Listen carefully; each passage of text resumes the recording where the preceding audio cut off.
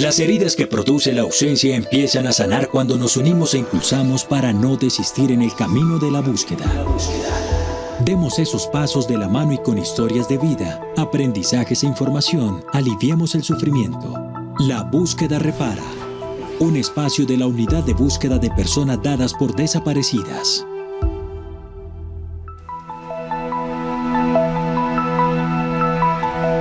Cordial saludo para todos y para todas. Es un gusto podernos encontrar una vez más en La Búsqueda Repara, el programa de la Unidad de Búsqueda de Personas Dadas por Desaparecidas, en donde cada 8 días nos encontramos en esta cita para hacer pedagogía, para hablar del mandato humanitario y extrajudicial de la entidad y también, y lo más importante, para reivindicar ese trabajo histórico que durante tantos años vienen adelantando las organizaciones y las personas que buscan a sus seres queridos. Saludamos a esta hora a las personas que se conectan a través de nuestro Facebook Live, de nuestro YouTube, también a través de las 68 frecuencias de Radio Nacional de Colombia y también a través de Escenario Radio, la emisora de la Universidad Santo Tomás. Hoy de nuevo llegamos con un tema en donde queremos sensibilizar frente al trabajo que estamos adelantando a comunidad de búsqueda, pero sobre todo en los territorios, porque en la actualidad pues estamos enfrentándonos a una realidad que nos implica unos desafíos, unas distintas perspectivas y un trabajo diferenciado. Ahí justamente también estamos hablando de ese enfoque territorial y también como las dinámicas que se viven en los territorios. Es por eso que hoy vamos a estar hablando de los corredores humanitarios. Y antes de presentar a nuestros invitados, pues quiero saludar a mi compañero David Rodríguez. David, qué gusto que nos podamos encontrar una vez más en La Búsqueda Repara, y por favor cuéntenos quiénes nos van a estar acompañando hoy para hablar de este tema que, como decimos, pues es tan importante en los territorios. Natalie, un saludo para vos y para las personas que nos escuchan a través de las 68 frecuencias de Radio Nacional en el país, pero también que se conectan a través del Facebook Live, y de todas las plataformas digitales que tienen la unidad de búsqueda. Antes de mencionar con quién estamos, agradeciendo siempre el apoyo de Escenario Radio, la emisora de la Universidad Santo Tomás, quien nos facilita y permite hacer este programa, y claro, también a la red de radios universitarias de Colombia. Natalia, hoy estamos con Nadia Valentina Pérez Rodríguez. Ella es asesora de la Dirección General de la Unidad de Búsqueda de Personas Dadas por Desaparecidas para todos los temas de prevención y protección.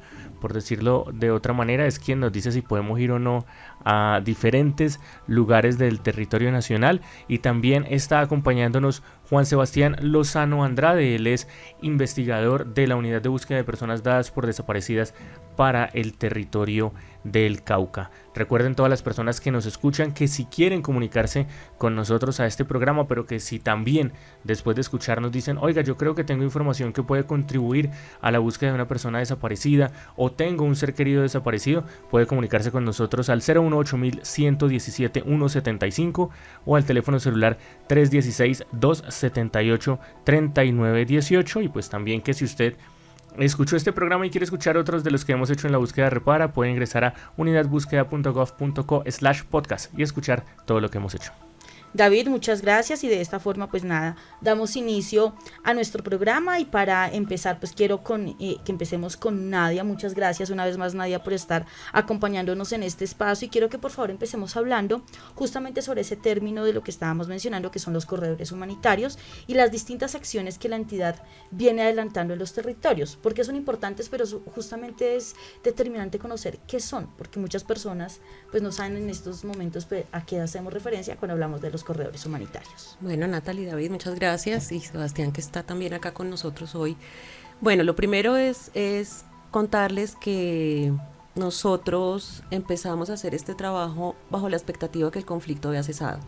Digamos que cuando se acuerda con las FARC que íbamos a empezar a buscar, pues la expectativa era que pararan las presiones del conflicto y que pudiéramos empezar a hacerlo.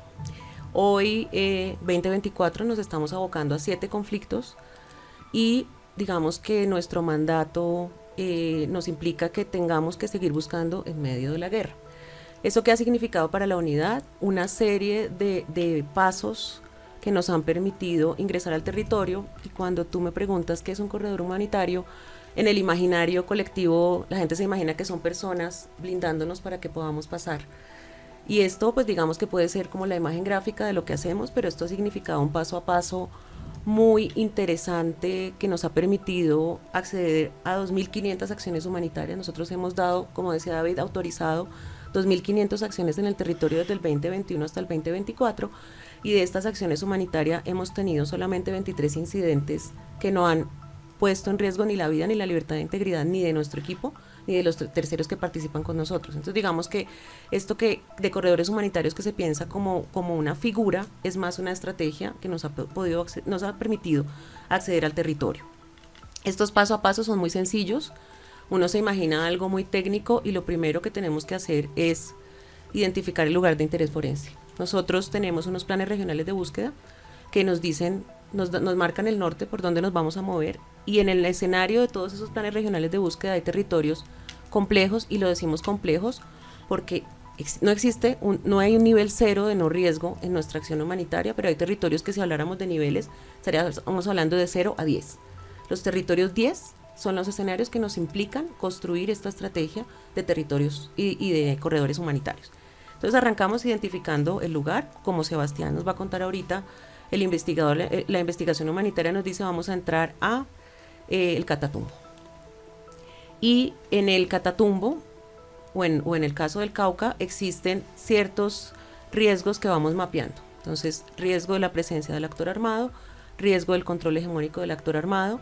Hay un riesgo que siempre identificamos que es el riesgo más complejo, y es el riesgo de contaminación por armas, minas antipersona, riesgo de el desconocimiento de la unidad en el territorio, y ahí arranca la tarea, y es empezar a hacer un mapa de actores. ¿Cómo se construye un corredor humanitario? Sencillo, con las comunidades, con las organizaciones, con las juntas de acción comunal. En este caso, el Comité de Derechos Humanos de Argelia, por ejemplo, fue el que nos gestó el acceso, y hay algo que es fundamental, que es supremamente importante, y es lo que nos ha mantenido del 2021 a hoy, es que la gente comprenda qué hacemos. Los principios de nosotros, la pedagogía de nuestros principios son los que nos permiten ingresar, y que el mismo actor armado diga, puede ingresar la unidad porque no buscan responsables, porque esta información no sirve para ningún proceso judicial, porque son humanitarios y porque son extrajudiciales. ¿Y cómo se sostiene esto en el tiempo?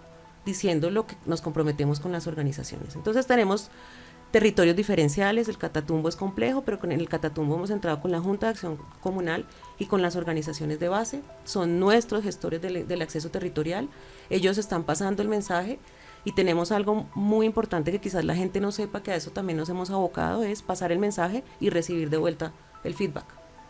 Los reconocemos, los aceptamos, no los aceptamos. Hemos recibido respuestas que son dolorosas, pero no nos cansamos de no pueden ingresar, porque no nos conocen, porque no hay confianza, porque el territorio en disputa tiene sus dinámicas. Entonces puede haber combates. Estamos hablando de 7 conflictos armados vigentes, ejército con los grupos entre grupos. Cuando hablamos de contextos urbanos, son los contextos urbanos de delincuencia sumado también a estos grupos, pero pese a eso pues hemos hecho pasos. Entonces, una vez identificado el territorio, y además nosotros somos temerarios en la unidad, nos gusta meternos a los territorios más complejos, entre más complejo mejor, porque es más retador, y digamos que el rédito, que no siempre son recuperaciones, y eso es muy importante tenerlo en cuenta. Lamentablemente ingresamos y no siempre encontramos, pero hacemos todo lo posible, es identificar los territorios y empezar a buscar alianzas estratégicas desde el territorio. Entonces ahí viene el enfoque territorial.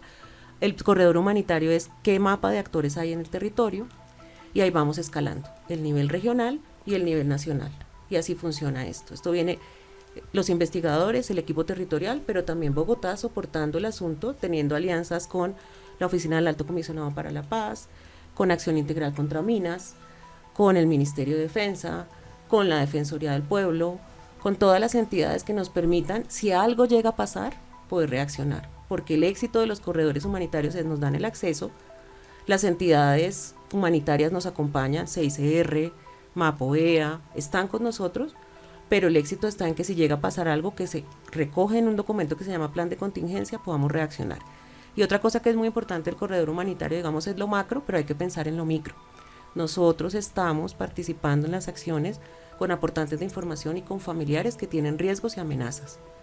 Previo a hacer todo este ingreso, lo primero que tenemos que hacer es identificar si esos riesgos los exacerba la búsqueda para poder hacer estrategias de mitigación. Puede pasar que no podamos ingresar con el aportante porque lo que le pase a él no lo podemos controlar. Y lo segundo es que estos corredores humanitarios también significan un trabajo del equipo. O sea, la gente cree que nosotros vamos a territorio y eso es muy sencillo, no.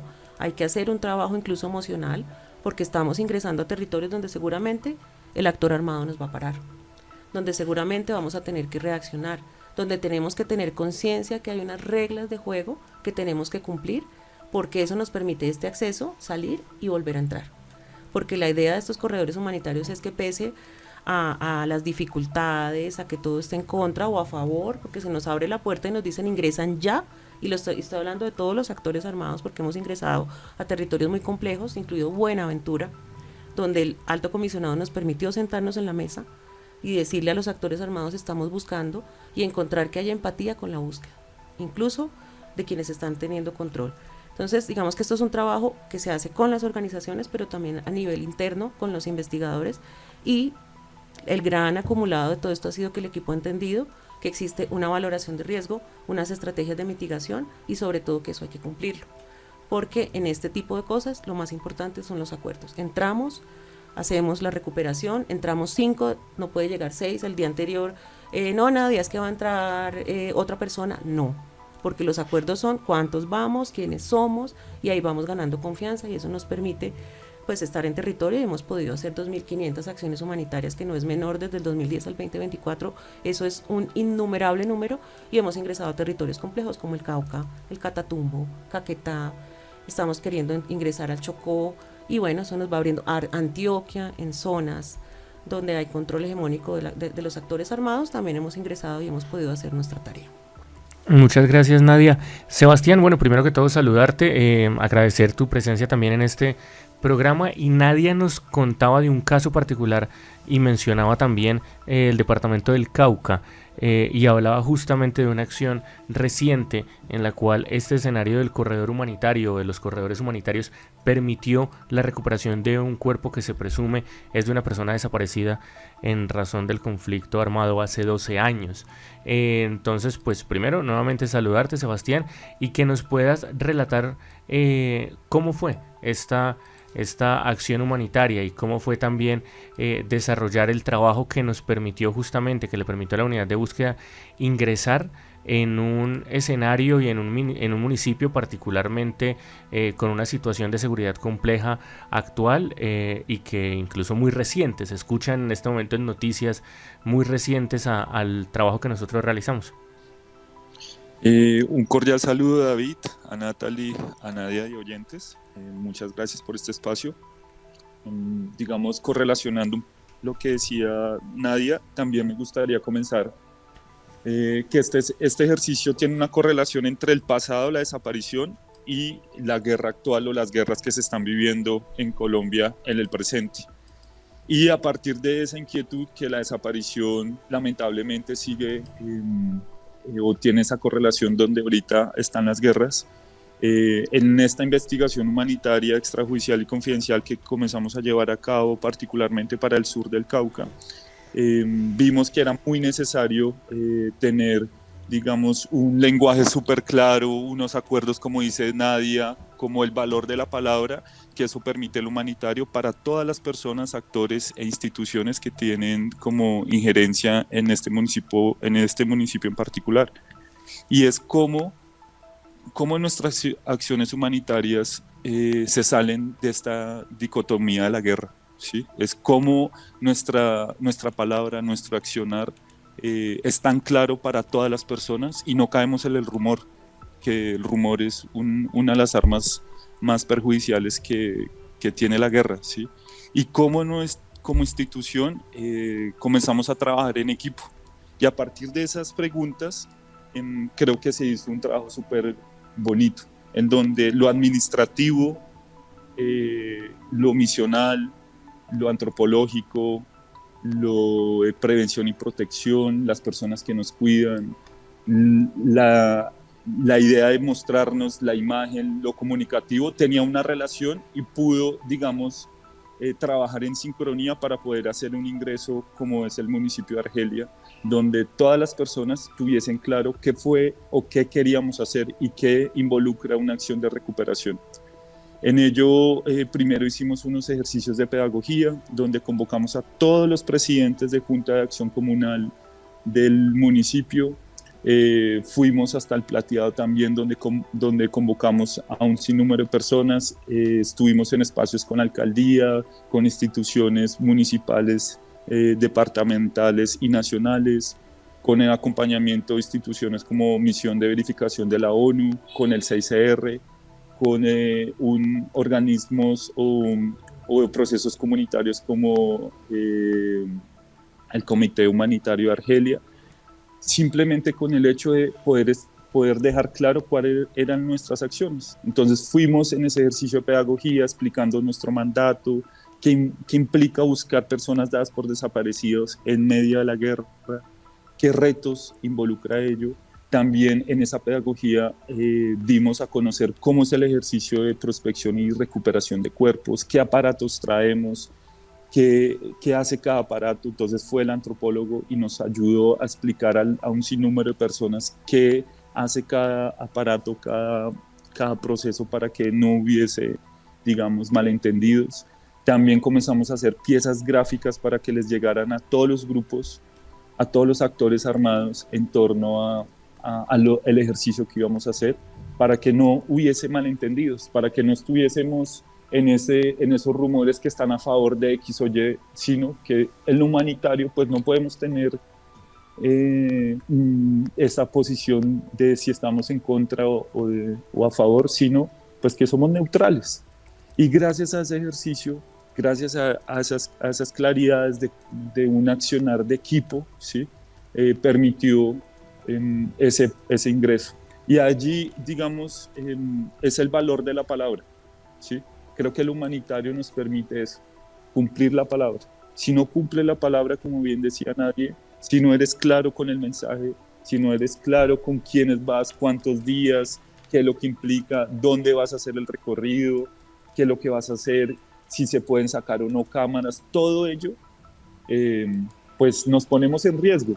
Y ponernos en riesgo no solo es el poner en riesgo mi integridad como Juan Sebastián, ¿sí? Sino es poner en riesgo un equipo, sino es poner en riesgo las comunidades, sino que también es poner en riesgo la búsqueda. Si llega a pasar un acontecimiento, no solo va a ser muy difícil quitar ese estigma de volver a ingresar, ¿sí? Entonces, desde esa forma, desde el cuidado un poco, desde cómo nos expresamos, desde lo gráfico, desde lo pedagógico, desde nuestro accionar, creo que comenzó a fortalecerse esa confianza. Y esa confianza es, esto no lo podemos hacer solos o solas, sino esto debe estar junto con las comunidades, junto con organizaciones locales o internacionales, junto con el acuerdo con todos los actores armados estatales y no estatales que están en los territorios. Y teniendo esas claridades para todas las gentes, creo que fue, digamos, esa acción humanitaria que permitió hacer este ejercicio. Y con esto finalizo, que es como que sí es posible buscar en medio de la guerra, sí es posible, digamos, implementar los acuerdos de paz, sí es posible, como garantías de no repetición, hacer acciones de recuperación en donde hay un estigma muy grande en un municipio histórico, y haciendo estas acciones es posiblemente hacer cumplimiento a nuestro mandato. Sebastián, pues muchas gracias, me parece muy interesante porque pues acá con Nadia estamos hablando como generalidades, pero con Sebastián es poder sentar y poner en contexto mucho más el tema, y ya lo estamos discutiendo y dialogando, Nadia, y es, pues hay que tener en cuenta unos protocolos, porque es que acá justamente está en riesgo es la vida, no solamente de las personas, sino también el éxito de la acción humanitaria. Y aunque Sebastián lo está mencionando, siento que este tema nos da una perspectiva y son esos momentos previos que también usted ya lo venía mencionando, pero ¿qué acciones o qué elementos considera usted que los territorios deben tener en cuenta antes, durante y después de cada acción humanitaria? Por ejemplo, lo que estaba diciendo Sebastián, el teléfono, ¿se puede o no se puede? ¿Qué otra minucia o qué otros detalles podemos entregar para que nuestra audiencia pueda entender un poco más sobre la complejidad, en efecto, que significa la búsqueda de las personas desaparecidas? Vale, Natalie, mira, esto es un paso a paso. Nosotros tenemos un protocolo de prevención y protección para las salidas a terreno, que es el ABC de la unidad. Tenemos adicionalmente unos lineamientos de riesgos para terceros porque pues nosotros no entramos solos a territorio, nosotros vamos acompañados de los familiares, los aportantes y las organizaciones, y eso significa que también con ellos haya unas reglas de juego. ¿Cómo arranca esto? Hay una fase que se llama preparación de la misión y es identificado el territorio, identificados los riesgos, empezamos a hacer el mapeo de actores. Y eso que decía Sebastián, de cuáles personas, organizaciones, la iglesia contamos, es fundamental para esto porque es para saber cómo vamos a ingresar. Lo segundo es, y también Sebastián lo refería, en ese escenario tenemos que saber cómo son las reglas de juego, y esto es hacer de cuenta como cuando uno va a otro país que tiene que cumplir algunos protocolos. Ahí hemos tenido en territorios donde nos ha tocado alinearnos con la indumentaria a la que llevamos.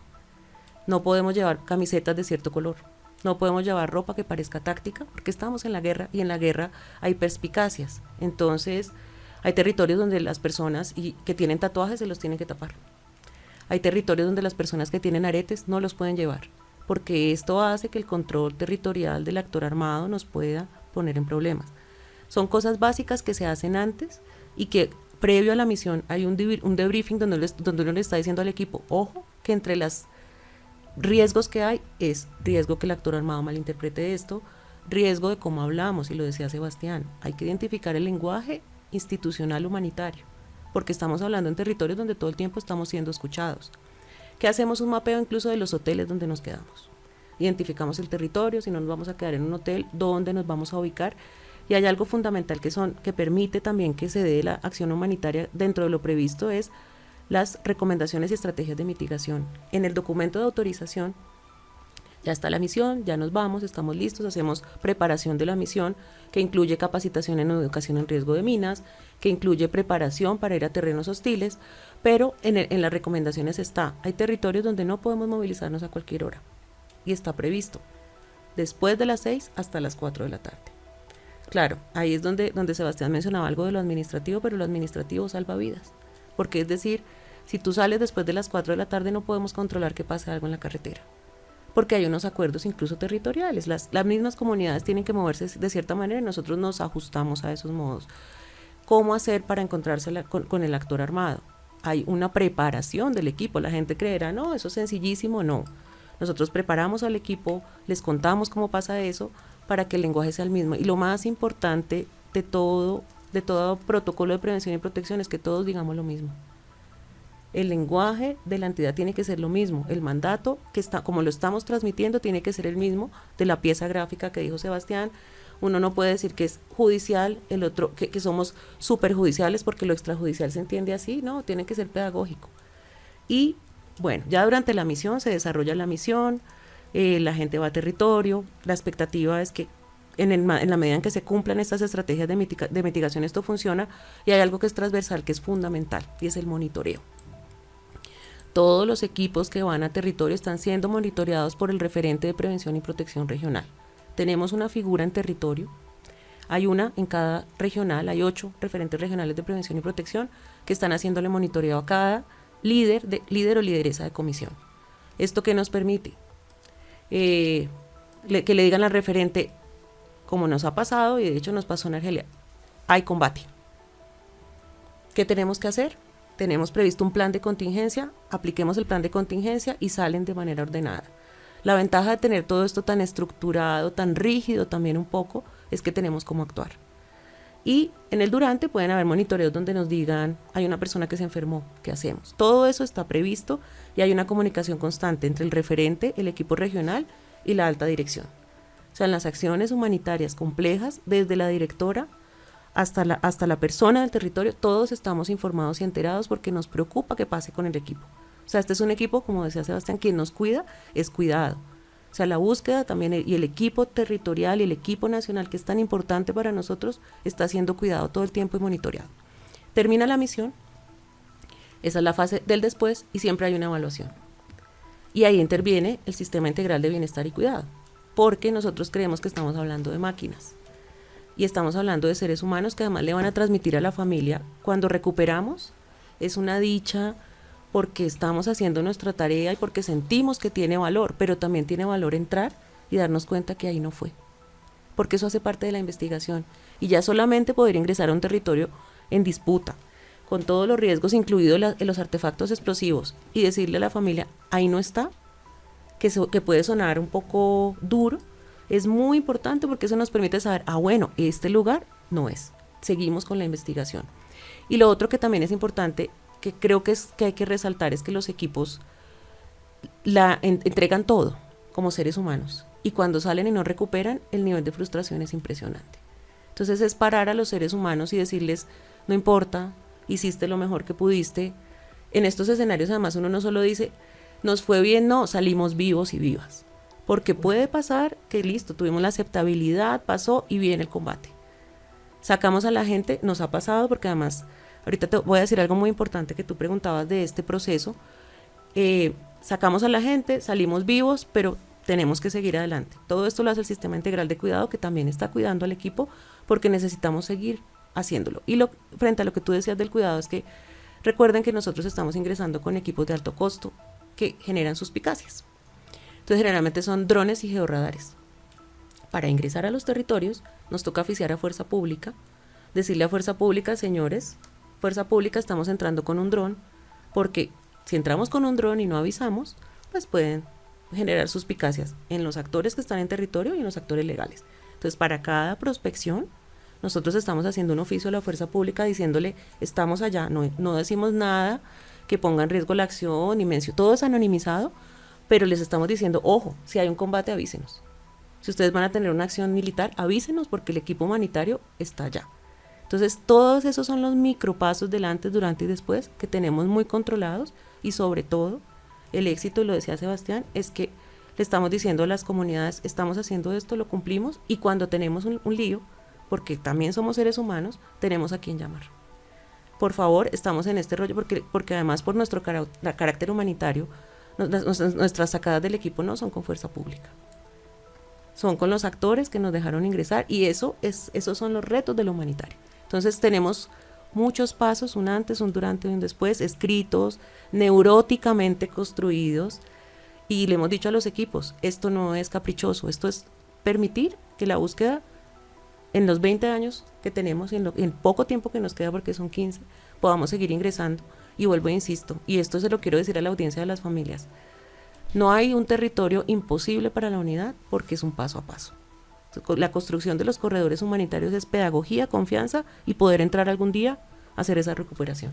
Nadia, vos tocabas un tema, mientras hablabas se me ocurrió una pregunta para Sebastián, pero acabaste de cerrar con algo que creo que es importante profundizar, y es este tema del diálogo. Sabemos que hay lugares, y no podemos no reconocer, hay lugares donde los actores armados al margen de la ley son quienes dictan cierto espacio de orden y son quienes dicen qué puede suceder y qué no, y de qué manera sucede y de qué manera no. Entonces nos confirmas este escenario en el cual en algunas partes se le dice a la Fuerza Pública, si usted ve este dron volando, tranquilo que es el de nosotros, porque también sabemos de escenarios del conflicto armado reciente donde drones han sido utilizados como armas. La unidad de búsqueda tiene esa posibilidad de hablar con los actores también al margen de la ley para decirles, mire, voy a entrar con... o cómo funciona esa interlocución, porque nos comentabas incluso el caso particular de Argelia, que ahorita también quiero profundizar con él, con Sebastián, de, mire, está pasando esto, ojo. O sea, cómo funciona esa interlocución también con los actores que están al margen, entendiendo igual que la unidad de búsqueda es una entidad del Estado, confidencial, humanitaria y demás, pero pues es una entidad del Estado. Bueno, digamos que se ha abierto, desde este año se abrió la puerta con la oficina del Alto Comisionado y con las entidades que están haciendo la verificación de los acuerdos. Entonces, MAPOEA, CICR, que hemos hecho nosotros de manera muy transparente, porque este es un ejercicio transparente, enviarles notificaciones para decirles, vamos a entrar, como decía, un antropólogo, ¿qué hace el antropólogo? Va a hacer la recuperación, un topógrafo, porque tenemos que identificar y llevamos tales aparatos. Esto ha sido de incluso con nombres propios, incluso diciéndoles, vamos a llevar esto, esto y esto, que hace parte, y esto pues bueno, en un Estado de Derecho suena pues que no debería ser, ellos pueden decir entran o no ingresan. Hemos tenido, afortunadamente, posibilidad a través del Alto Comisionado y de la MAPOEA de contarles qué hacemos, porque es muy importante que ellos también sepan que estamos haciendo la búsqueda humanitaria extrajudicial y también ellos tienen desaparecidos. Entonces, son personas que también nos pueden presentar las solicitudes de búsqueda. porque están también en el marco de las victimizaciones que han pasado. Digamos que esa ha sido la estrategia, y hay una entidad muy importante, y lo hablo por Buenaventura porque me parece interesante reconocerlo, y es la iglesia. La iglesia entra a los barrios, la iglesia nos ha pasado los mensajes y hemos recibido esto. Sí, no. En Buenaventura nos tocó hacer este ejercicio con las bandas, y fue contarles, vamos tales, tenemos un chaleco blanco que tiene estos emblemas, y eso también lo estamos diciendo con ellos. ¿Qué no se puede hacer? ¿Qué es el error más grave que podemos cometer? Entrar con aparatos que no hemos mencionado. Entrar con aparatos que puedan parecer, incluso los satelitales, nosotros nos cuidamos de usarlos en territorio y estamos notificando. Vamos a utilizar un satelital, esto es para la comunicación hacia afuera, sobre todo con las familias, porque pues las familias, a uno le parece sencillo decirle a la mamá, no mamá, me voy para Chocó, para el monte. No, ellos también necesitan saber que las personas están bien, pero también se comunican. Y esto es a través de oficios muy estructurados, se les cuenta, y eso lo hemos hecho pues a través de las mesas de negociación que hay ahorita, porque para nosotros es importante que ellos también tengan estas victorias tempranas, dice el gobierno nacional, los mangos bajitos. La búsqueda es un mango bajito, la búsqueda es una reparación indudable en este momento, y si podemos acceder allá. Y hay algo interesante, David y Natalie y Sebastián, que les quiero contar, que hemos logrado desminados humanitarios para poder entrar a hacer acciones humanitarias de búsqueda. Esto es muy importante. Entonces también creo que en la medida en que todos se sumen a la búsqueda de las entidades del Estado, podemos entrar a territorios impensables en otros momentos. Pues Nadia, muchísimas gracias. Esto es La Búsqueda Repara. Hoy estamos hablando sobre los corredores humanitarios y nos encontramos con Nadia Valentina Pérez, y también estamos con Sebastián Lozano, integrante del Grupo Interno Territorial del Cauca. Nos vamos a una pausa y ya regresamos. La Búsqueda Repara, un espacio de la VPD. Y continuamos en La Búsqueda Repara, hoy hablando de los corredores humanitarios, qué es eso y para qué sirven la búsqueda. Y con nosotros están Nadia Valentina Pérez Rodríguez, asesora de la Dirección General para temas de prevención y protección, y Juan Sebastián Lozano Andrade, investigador integral de la Unidad de Búsqueda para el Departamento del Cauca. Sebastián, aprovechando lo que nos decía ahorita Nadia, creo que hay un tema bastante importante y sobre el cual quisiera profundizar. Hemos hablado también de este tema ya del diálogo con los actores no estatales y demás, y Nadia nos habla de la aprobación de equipos y demás, de los drones, que también pues hay como chévere explicarle a la gente. Los drones, digamos que muchas personas los ven simplemente como aparatos para grabar, para tomar fotos y demás, pero los drones en la búsqueda tienen también una función bastante particular, y es poder hacer análisis de anomalías en el territorio, de hacer análisis del suelo, donde pueden existir algunos tipos de movimientos que puedan representar o no no sé, como una excavación, por decirlo de alguna manera, y poder de esa manera, a través de todos estos elementos geofísicos, poder reducir el área de impacto sobre el cual vamos a excavar. En este caso particular, Sebastián, quisiera que nos hablaras un poco acerca de estos elementos, de pronto de herramientas que se utilizaron en Argelia, pero además de eso Nadia tocó un tema clave que quería que nos profundizaras, y es estos planes de contingencia. ¿Cómo fue el desarrollo particular de este plan de contingencia en el escenario particular de la recuperación que tuvimos en Argelia? ¿Qué se tenía pronosticado? ¿Qué se terminó haciendo?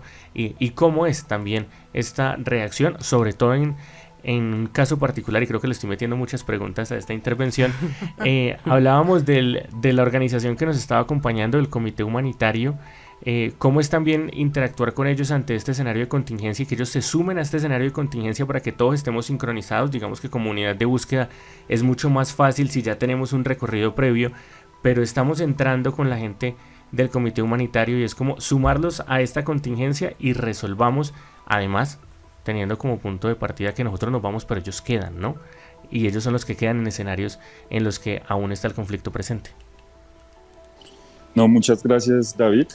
Voy a intentar como sintetizar la respuesta.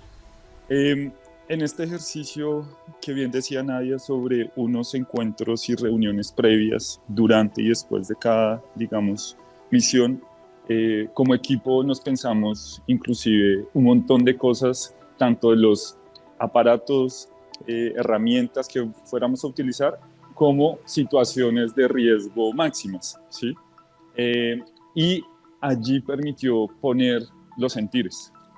qué miedos tengo, qué dificultades, qué enfermedad tengo, qué, no sé, cuál es el temor o prejuicio o digamos también pensamientos sobre esta misión que vamos a realizar. Y a partir de esos diálogos con la persona de prevención y protección, con el coordinador, con la antropóloga, con la asistente forense, con la persona de comunicaciones, con el otro antropólogo, con el coordinador regional, comenzamos a tener unas rutas y unas claridades. Esto nos dejó varias cosas. La primera pregunta era cómo nuestra acción humanitaria no va a beneficiar a X o Y grupo que hay en la zona, sea estatal y no estatal. Y respondiendo ello, nos permitió que el dron, por ejemplo, ahorita para el Cauca, es una herramienta de la guerra, ¿sí? Y al utilizarse en la guerra, pues no podemos utilizarlo. Entonces dijimos, no, el dron lamentablemente puede ser muy beneficioso para la búsqueda, pero puede ser mal interpretado. Y si es mal interpretado, nos va a generar un rumor que posiblemente puede ser ventaja para X o Y grupo que esté allí. Entonces, de entrada dijimos, no vamos a utilizar el dron porque nos puede poner en riesgo y puede dificultar un montón de cosas, no solo para nosotros, sino, como bien lo dijiste, para las personas que se quedan allí en el territorio, que son las que viven, las que tienen sus días ahí en su vivienda, ¿no? Entonces, a partir de esta pregunta también generó otra que era, ¿qué hacer en casos que nos toque salir? ¿Cómo prepararnos? ¿Quién se encarga de empacar estas herramientas en esta maleta? Entonces nos dividimos, hicimos como mini grupitos de las 6 personas que íbamos a hacer. Este se encarga de las palas, este se encarga del escáner, este se encarga de los otros utensilios. Cómo adecuamos los carros si hay que salir, a quién nos comunicamos, quién nos va a estar monitoreando. Entonces, a partir de allí, en estos primeros encuentros como equipo pusimos esos sentires.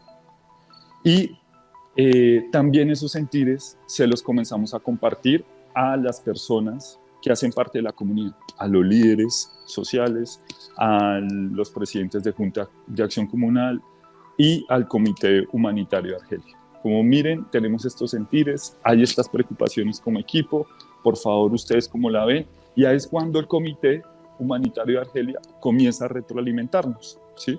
Porque como unidad, pues no las sabemos todas, ¿cierto? Y más aún cuando no somos de esos territorios o de esos municipios. Y esa retroalimentación también nos permitió a nosotros tener herramientas para que poder manejar de la mejor manera y tranquilamente la decisión que vayamos a tomar ya durante la misión. Entonces, cuando comenzó la misión, comenzamos a monitorear con mucha paciencia, sin presión, preguntándole a muchas personas cómo ven, cómo está nuestro ejercicio, cómo ven nuestra entrada. Hicimos un primer ingreso, pudimos recuperar un cuerpo y ya cuando volvimos a ingresar, la misma comunidad nos dijo, hey, hubo una avanzada, comenzaron unos combates, recomendamos no seguir.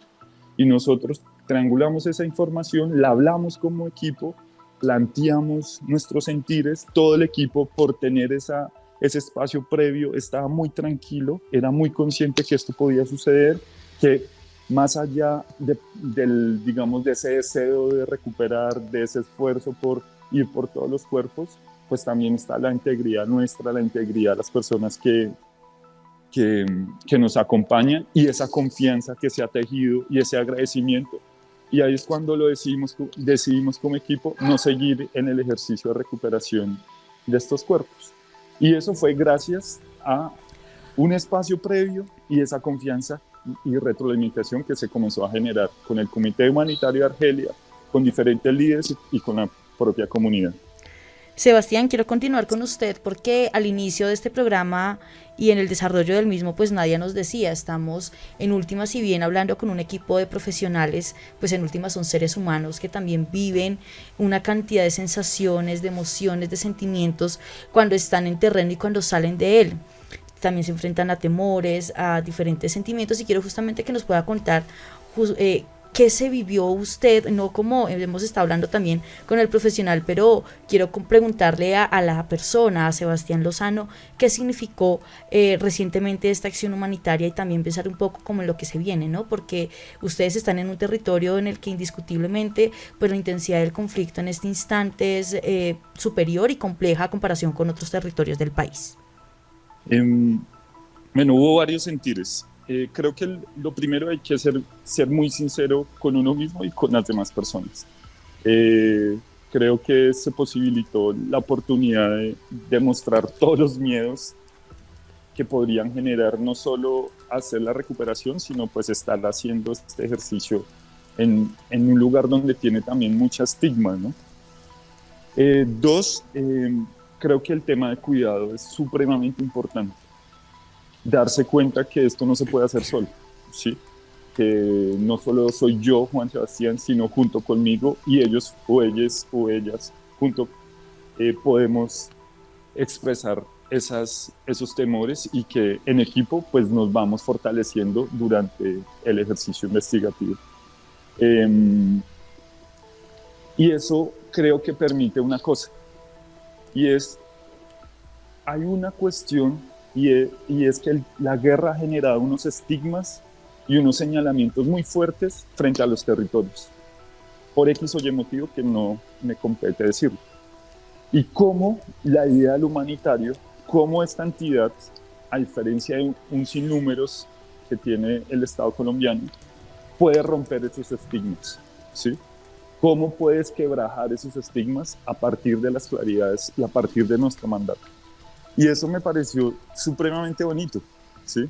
Porque como una institución donde en teoría otras no quieren ir, va.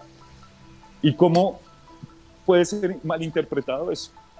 Como no sé, que no tienen cuidado, que van descabellados, un montón de imaginarios también que representa ir a esos lugares, cuando todo lo contrario. Y argumentando y complementando lo que dice Nadia y lo que espero haber podido decir con claridad, se ha hecho o se viene haciendo con otros equipos un ejercicio de mucho cuidado, de mucho detalle para poder ingresar, ¿sí?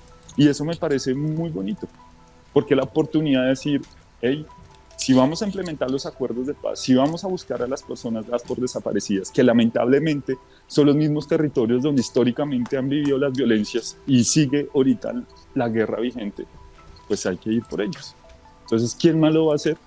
Pues la unidad de búsqueda de personas dadas por desaparecidas. Y eso no quiere decir que seamos descabellados, que no pensemos como en términos coloquiales como carro locos, sino que todo lo contrario. Hay un trabajo súper riguroso, súper cuidadoso, de muchas claridades, de muchos miedos, de muchos temores sobre la mesa, de mucho diálogo. Tuvimos un montón de reuniones, tuvimos capacitaciones sobre minas, tuvimos capacitaciones sobre qué hacer en dado caso si hay X o Y cosa, sobre también en cuestiones de salud, cómo cuidar al otro, sobre contención emocional, sobre cómo cobijarnos. Y eso creo que ha sido la lección más interesante que me ha dejado este ejercicio. Y ser claro también con mi familia. Eso y con mis amigos o amigas o amigues, con las personas que también me aman, ¿no? Como necesito cuidado. Y por favor, abrácenme para hacer estos ejercicios. Sebastián, muchas gracias por compartirnos también esta experiencia, por compartirnos este otro lado, el lado humano de las personas que están detrás de estos procesos de búsqueda y de recuperación de cuerpos, y sobre todo de hacerlo en estos lugares que viven día a día el conflicto armado. Nadia, Sebastián hablaba de un tema particular y también tú lo tocabas ahora, y es el tema de los artefactos explosivos. Digamos que sí hay algunas personas, hemos tenido la oportunidad de estar en estas capacitaciones, y entonces, bueno, cómo identificar que camine por aquí, camine por acá, etcétera, etcétera. Pero vos nos decías que ya se ha estado trabajando también en unos escenarios de desminado, de poder garantizar la seguridad de estos espacios. Entendemos que por temas también, obviamente, de confidencialidad y de no afectar procesos futuros que se pretendan realizar, supongo yo, en estos lugares que están siendo intervenidos. No son muchos los detalles que se puedan dar, pero sería chévere si nos puedes contar a nosotros y a todas las personas que están escuchando cómo ha avanzado este proceso, cómo se está trabajando, con quién se está haciendo, cuáles son esos otros retos que se identifican. Uy, David, qué pregunta tan interesante, porque ese ha sido un avance muy amplio. Miren, nosotros empezamos haciendo la revisión en el geoportal de Descontamina. Digamos que ese fue el primer paso, y es un paso que tiene información muy importante, pero no nos da la información que queremos, porque así como ingresamos a territorios en contextos de riesgo, seguramente en estos contextos de guerra no ha habido desminado ni ha habido intervención, porque para esto se requiere un permiso, una apreciación de seguridad, dice la fuerza pública, y pues no ha habido. Entonces, ¿qué hemos hecho nosotros? Y ha sido muy lindo, y ha sido como recoger todo este trabajo humanitario. Tenemos unas mesas técnicas con el AICMA, periódicas, y en esas mesas técnicas lo que nosotros estamos extrayendo todo este acumulado de esa identificación de los puntos donde tenemos sospecha, donde con nuestros propios medios hemos dicho, aquí la comunidad, y ojo que nuestra fuente de información primordial en eso es la comunidad sabe si ha habido accidentes o incidentes. Nosotros en esas mesas técnicas del AICMA llegamos allá y decimos, mire, queremos ingresar a un territorio, y en este territorio tenemos sospecha porque la comunidad ha mencionado, porque ha habido incidentes. La diferencia entre accidentes es cuando se materializa incidente, pues se considera un animalito, o que no ha habido, digamos, una pérdida fatal. Esto es un trabajo que hemos venido haciendo con el AICMA, que nos ha funcionado muy bien, porque hemos tenido respuesta de ellos donde nos han dicho si ha pasado o no ha pasado. Esto precisamente que les contaba del desminado es en un territorio de Colombia donde nosotros pusimos sobre la mesa, y eso estuvimos acompañados de la Defensoría del Pueblo, la necesidad de poder desminar para hacer esta recuperación. Tocamos la puerta, se abrieron las puertas y hicieron un desminado humanitario, además muy interesante, porque quienes desminaron, no voy a decir los nombres, fueron personas que estuvieron en el conflicto. Entonces es muy interesante ver cómo esto moviliza y hace. Y lo otro es que tenemos también un trabajo con operadores humanitarios. Tenemos un convenio de Hallow Trust, que es un operador humanitario, y con ellos también estamos haciendo un trabajo. Creo que empezar a tocar las puertas, y como decía Sebastián, algo muy importante, ir a territorios donde nadie más va, nos permite también a nosotros ser fuente de información. Entonces hemos llegado a lugares a decirle a las entidades del Estado, hemos encontrado esto, porque ni las entidades del Estado van.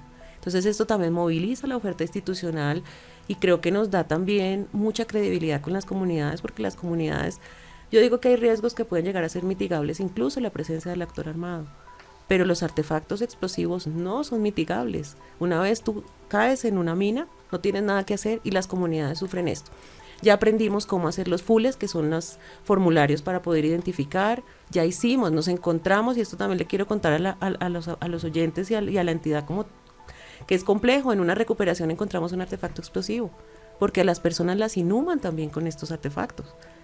Entonces, nosotros también estamos siendo fuente de información, y esto nos ha permitido capacitarnos, entender, también decirle a la comunidad, quieto, no muevan nada, porque las minas no se vencen. Hay un imaginario, y es que las minas se vencen, que te han pasado 20 años después del conflicto de las minas, tranquilos, que eso ya no tiene ningún tipo de poder. No es cierto, las minas no se vencen, y ante eso, y nos pasó, que hizo el equipo, que ya había tenido la capacitación en ERM, dejar quietico, fuimos a la personería, porque ese lugar estaba al lado de una escuela.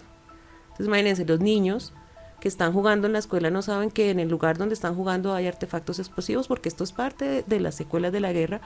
Pero digamos que en esto hemos avanzado mucho, porque tenemos información, y también le podemos ayudar a la comunidad. Usted necesita que le hagan capacitación en riesgo de minas, listo, va a venir el AICMA, o va a venir de Hallow, o va a venir cualquier entidad que pueda también. Nosotros también estamos apoyando para que haya presencia institucional, y creo que eso es muy valioso, y eso hace parte del humanitario. Entonces, de eso quería contarles, que también ese proceso lo hacemos. Perfecto, Nadia. De esta forma estamos llegando ya al final de La Búsqueda Repara, un programa que siento nos da muchas herramientas de lo que pasa también en el territorio, porque no es solamente ir a recuperar, sino que, como usted lo está mencionando, nos podemos enfrentar incluso a riesgo de artefactos explosivos. A nuestros invitados, muchísimas gracias. Rápidamente, un mensaje de cierre, Nadia, para todas las personas que nos ven hasta ahora y que nos escuchan, algo muy corto. Bueno, yo les quiero dar las gracias por la escucha, por permitirnos contar esto, que existe un equipo de prevención y protección en la entidad, que la entidad está cuidando no solamente a sus equipos, a los terceros, sino también a las comunidades, y que vamos a seguir haciendo todo el esfuerzo por llegar a los territorios donde tenemos que hacer la tarea. Eso es, digamos, el llamado, que se tranquilicen, que pese a todo esto lo estamos haciendo. Sebastián, su mensaje de cierre, por favor. Muchas gracias por el espacio y simplemente diría que pues creo en lo humanitario, creo en lo extrajudicial, creo en lo confidencial y creo que es posible implementar los acuerdos de paz. Y pues a todas las familias y todas las gentes que buscan a sus seres queridos, que pues pasito a pasito vamos a ir a encontrarlos cuando sea posible. Así que muchas gracias. A ustedes, nuestros invitados, muchísimas gracias. A mi compañero David Rodríguez. Esto fue La Búsqueda Repara, el programa de la Unidad de Búsqueda de Personas Dadas por Desaparecidas, y nosotros nos encontramos en una próxima oportunidad. Feliz tarde para todos.